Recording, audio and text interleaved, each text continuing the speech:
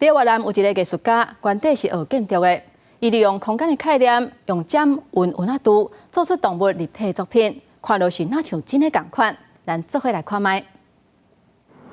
先伫纸顶头画动物的形态表情，按照图片，结果来用针尖一针一针扭出想要伫的造型。越南的艺术家用羊毛剪花的原理，做出外形正形的狗或者是鸟的作品，和主人留作纪念。Mang lại thu nhập cho mình thì nó còn mang lại cho mình là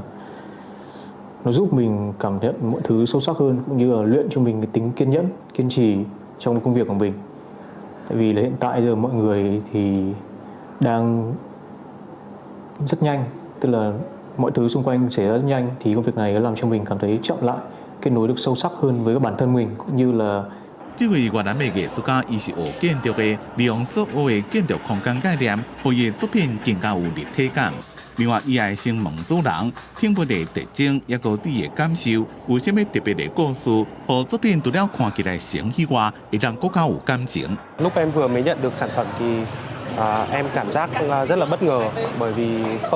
không thể nghĩ được là một tác phẩm làm bằng len nó lại giống thật như thế, và em thấy được cái hồn của chú mèo thông qua đôi mắt,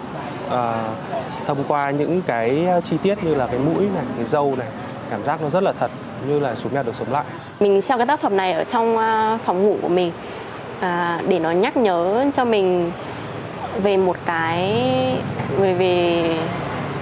cách sống, đó chính là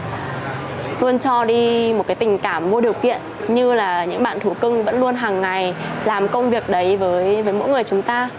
做一种仿真天物的羽毛剪作品，介绍无俗，自几多百块到上万块拢有，是依照天物生物顶花色复杂的程度、大细只，也个形态来做调整。有主人讲，鸟的生命只敢若10几年，也毋过这种作品，互伊的天物敢若佫活起来共款。